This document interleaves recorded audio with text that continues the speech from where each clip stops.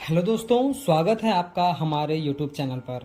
दोस्तों, आज के इस वीडियो में हम देखेंगे कि कॉलम के लिए कितना सरिया रखना चाहिए। यानी कि जब आप कंस्ट्रक्शन कर रहे हैं तो अगर आप उसमें आप कॉलम बना रहे हैं तो आप इस चीज़ को लेकर बहुत प्रॉब्लम में हैं कि किस तरीके के कॉलम के लिए हम सरिया काटें कि एक बार में ही सरिया जो है हमारे छत तक चला जाए।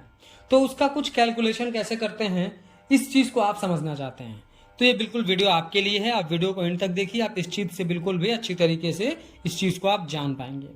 जैसा कि आप सब जानते हैं कि कॉलम में ज़्यादा ओवरलैप करना या फिर ज़्यादा जो है उस पर ज्वाइंट देना ठीक नहीं होता है।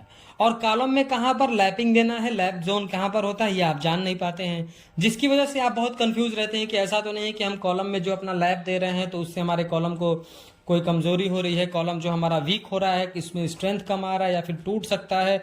इस तरीके की प्रॉब्लम्स जनरली लोग फेस करते हैं, ऐसे लोग जिनको कंस्ट्रक्शन के बारे में नॉलेज कम होता है। तो आज के इस वीडियो में हम कंप्लीट इसी टॉपिक पर बात करेंगे। देखिए, कितना लंबा हमारा सरिया होना चाहिए, यानी कि हम फाउंडेशन से लेकर स्लैब की हाइट तक अगर अपना कंस्ट्रक्शन कर रहे हैं तो हम कोशिश करते हैं कि एक बार में ही हमारा सरिया पूरा कट जाए, क्योंकि हमारा एक बार में कटने के बाद हमारा मैन पावर भी बचता है। ओवरलैप करेंगे, ज़्यादा से ज़्यादा सरिया करेंगे तो हमारा सरिया भी वेस्टेज होता है उसमें। तो किस तरीके से आपको मेजरमेंट लेना चाहिए ये हम आपको समझाते हैं। देखिए, पहले आपको इस तरीके से सोचना है कि आपका जो कॉलम है वो इस तरीके से कटे कि स्लैब की हाइट से भी 2 फीट ऊपर निकला हो लैप करने के लिए। अगले फ्लोर के लिए जब आप कॉलम बनाए तो उसके लिए भी 2 फीट का सरिया ऊपर दिखना चाहिए, कम से कम 2 फीट का। यानी फाउंडेशन से लेकर स्लैब की हाइट से भी 2 फीट कुछ इस तरीके से कैलकुलेशन होना चाहिए। आप सब जानते हैं कि कॉलम बनाने के लिए पहले कुछ इस तरीके से सरिया को काटा जाता है। सरिया को काटने के बाद नीचे ये जो है बैंड दिया जाता है, एल बैंड जिसको बोलते हैं। उसके बाद सरिया में जो है अच्छी तरीके से उसमें रिंग को पहना कर, टाई को पहना करके अच्छे से उसको भी टाई कर दिया जाता है, बांध दिया जाता है। और उसके बाद इसको फुटिंग जाल के ऊपर रख करके कंक्रीटिंग कर दी जाती है।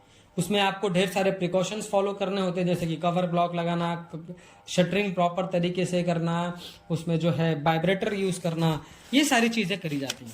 उसके बाद जब फुटिंग में आपका जो फुटिंग का कंक्रीटिंग हो जाता है, उसके बाद आप क्या करते हैं कि प्लिंथ बीम की कास्टिंग करते हैं। प्लिंथ बीम की कास्टिंग करने के बाद फिर जो है आप अपने कॉलम को स्लैब की हाइट तक लेकर जाते हैं, फिर कॉलम की कास्टिंग करते हैं और फिर स्लैब की कास्टिंग करते हैं। जैसा कि आपको बताया जाता है कि आपको कॉलम में कम से कम M20 ग्रेड कंक्रीट का ही यूज करना है। M20 ग्रेड का मतलब कि 1 बैग सीमेंट, 1.5 बैग सैंड और 3 बैग एग्रीगेट, 1:1.5:3 रेशियो का आपको कंक्रीट बनाना चाहिए। उसके बाद दोस्तों, अब हमारा ये है कि जब स्लैब की कास्टिंग हो गई तो 2 फीट सरिया हमको ऊपर दिखना चाहिए लैपिंग के लिए। तो इस चीज को समझने के लिए पहले आपको कुछ कैलकुलेशन समझना होगा। कैलकुलेशन समझने के लिए हम आपको नोटबुक पे ले चलते हैं और आपको प्रैक्टिकल तरीके से उस पर ड्रॉ करके दिखाते हैं कि किस तरीके से आपको कैलकुलेशन करना चाहिए। तो अब इस तरीके से समझते हैं कि ये आपका कॉलम है, ठीक है, ये आपका जो है ये कॉलम है, ठीक है, ये आपका कॉलम है, ठीक है। अब इस तरीके से समझिए कि आप नीचे से स्टार्ट करिए। पहले आप समझिए जो एल बैंड होता है ये कम से कम 1 फीट का होना चाहिए मिनिमम, ठीक है। अब 1 फीट का ये हो गया जो हमारा एल बैंड है। अब ये जो हमने एक्सकावेशन किया था ग्राउंड लेवल तक आने के लिए, ये हम मिनिमम 4 फीट रखते हैं, ठीक है। अब ग्राउंड लेवल से हमारा प्लिंथ लेवल का जो हाइट है वे 2 फीट हमने ग्राउंड लेवल से उठा करके अपना प्लिंथ बीम बांधा हुआ है। ये प्लिंथ बीम हमारा 9 इंच का है। आप इसको इस तरीके से 1 फीट कंसीडर कर सकते हैं, 1 फीट, ठीक है। अब ये हमारा जो कॉलम है, हमारी स्लैब की हाइट, ये हमने 10 फीट रखा हुआ है। ये हम आपको बता रहे हैं, इसके हिसाब से आपको अपना कैलकुलेशन करना है। और स्लैब के ऊपर हमने क्या किया है, 2 फीट अपने रेनफोर्समेंट को, ये हमारा रेनफोर्समेंट है, ये हमारा स्टील है।